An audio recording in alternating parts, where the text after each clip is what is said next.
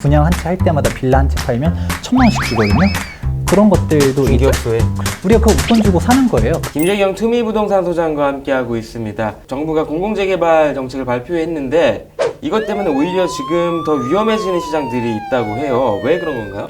이게 지금 부동산 시장 중에서 특히 빌라 시장을 투기판으로 몰고 있다. 그렇기 때문에 엄청나게 투자자들이 많이 몰리고 있고 가격대들도 뜨고 있고, 그런데 여기서 또 문제는 투자에 주의가 필요하다. 자, 투자자들은 왜 빌라 시장에 들어가고 있는 건가요?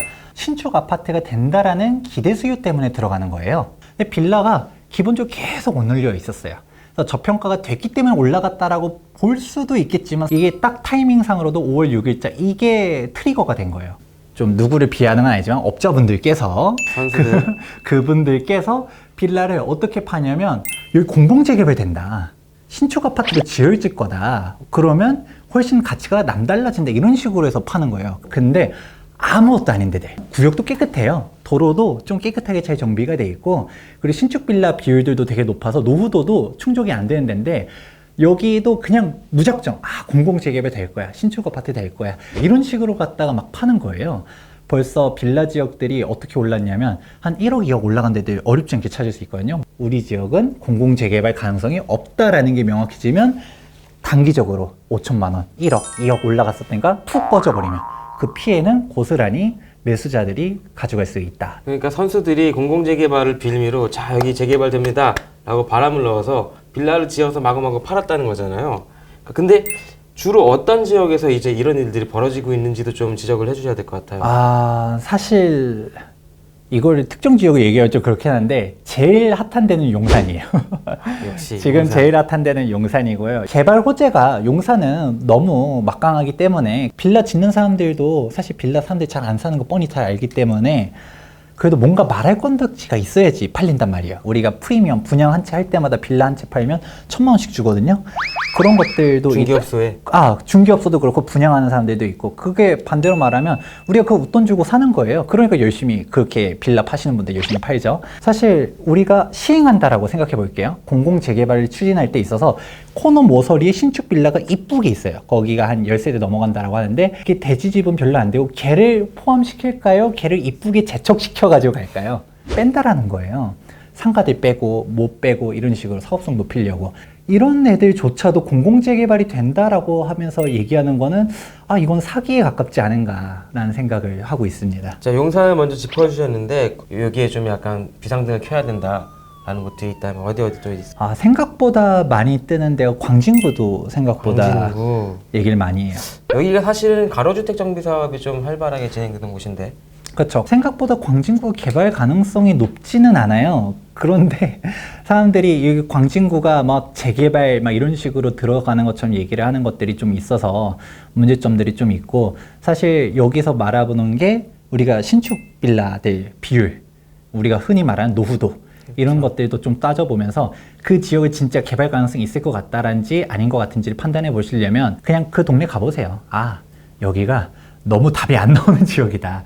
너무 깨끗해. 너무 깨끗해. 근데 깨끗한데 개발을 할까? 또 두 번째가 있어요. 공공재개발이 재개발이랑은 달라요. 정부가 정책을 잘 만들어서 단점이에요. 투기 방지 대책까지도. 그렇죠. 저는 맨 마지막이 제일 중요하다고 생각했어요. 결국에 승계할 사람이 없는 거죠, 내 물건을. 그렇죠. 가장 뒷페이지. 그래서 사실 쟤는 제일 중요한 거, 이 뒷페이지를 보여주려고 가져왔는데, 뒷페이지 보시게 되면 잘 보이려나 모르겠네요. 투기 방지 방안에 가장 나와 있는 게, 이 공공재개발로 가게 됐을 때는 조합 정관에 명시를 시키겠다는 거예요. 어떤 것을? 이게 조합 승계조합원 같은 경우는 시세대로 분양하겠다는 거예요. 뭐냐면 우리가 재개발 조합원으로 들어갔다라고 하면 일단 싸게 분양받아, 조합원이면. 그런데 설령 일반 분양가로 가더라도 요즘 일반 분양가 워낙 낮기도 하니까 일반 분양가도 괜찮아. 근데 문제는 시세대로 분양한다라고 하면 이거는 의미가 없는 거예요. 인근 신축 아파트가 10억인데 승계조합원은 이걸 10억으로 분양한다라고 하면 그거를 내가 굳이 그럼 시세대로 사고 말지, 입주가 뭐 3년 뒤, 5년 뒤인 재개발 지역의 물건을 뭐하러 그거를 갖다가 승계하냐는 거죠. 내가 이거를 끝까지 묻어간다 라고 생각하면 괜찮은데, 중간에 내가 전매할 생각이었다라고 하면 이거는 전매가 안 된다는 거예요. 매수자들이 안 사요. 살 사람이 없으니 나는 그렇죠. 나오지 못하고. 이 부분들에 대한 경고점이 좀 필요하지 않나 생각을 합니다. 근데 사실은 이렇게 그 업자들이 바람을 넣는 빌라들, 여기 빈 땅에 짓는 빌라가 아니에요. 원래 있는 단독주택을 허물고 이제 거기 세대수를 나눠서 짓는 건데, 이거 지분 쪼개기라고 하잖아요. 또 근데 이런 빌라들 사면은 가장 많이 발생하는 문제가, 나 조합원 될 줄 알고 샀는데 조합원이 안 된대.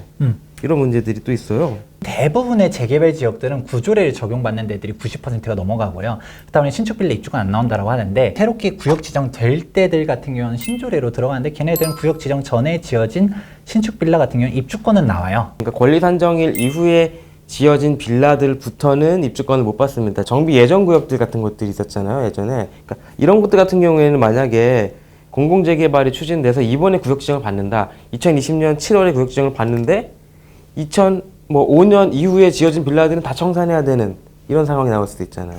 그런 지역들이 몇 군데 있어요. 뭐냐면 구역 지정 새로 하는데, 방금 전에 얘기했던 것처럼 권리 산정 기준일이 구조례인 데들이 있어요. 걔네들 같은 경우는 구조례 기준으로 그렇게 가기 때문에 2008년 7월 30일 이전에 지어진 빌라들만 입주권이 나오고, 신축 빌라 같은 경우는 청산되고 그런 애들도 있는데, 지금 사실 이 공공재개발이 어떤 식으로 갈 건지, 예를 들어 권리 산정 기준이라 했을 때도 사실 성격은 다르거든요.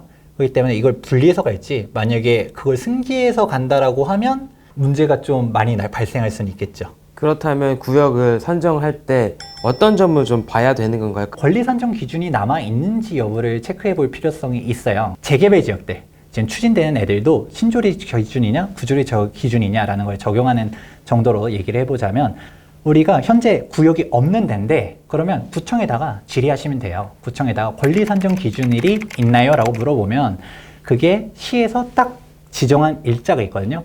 권리 산정 기준일이 구조례 기준이었다라고 하면 신축 빌라 안 나오겠다. 근데 신조례 기준이다라고 하면, 혹은 권리 산정 기준이 이전에 있었었지만 없어졌다라고 하면 상관없겠구나, 이런 식으로는 체크해 보실 수가 있습니다. 그러면 공공재개발이라는 말이 들어가면은 투자지 안 하는 게 그냥 제일 좋은 건가요? 그래도 차선택일 수는 있거든요. 그런 문제점들 얘기했잖아요. 공공재개발이 지정되지 않을 것 같은 데들은 일단 배제해라. 내가 전매가 안 된다라는 점도 명백하게 인지를 해라. 공공재개발 들어가도 괜찮아요. 이런 단점을 명백하게 이해하고 가야지, 그냥 무작정 막 사람들 얘기하는 것처럼 막 다 될 것처럼 얘기하는 거는 주의가 필요하다. 자, 그럼 가격을, 공공재개발 투자를 할 때 가격을 정할 때도 여기보다 비싸다고 좀 이렇게 비교해 볼 수도 있겠네요. 분명 5천만 원을 갈 수 있는데 1억을 갈 수 있는데, 이런 데를 원하시겠지만 사실 싼 데는 이유가 있다. 이 한마디를 하면서 마무리해 보도록 하겠습니다. 알겠습니다. 말씀 감사합니다. 싼 데는 이유가 있다는 말 감사합니다. 김재경 소장과 함께 했습니다.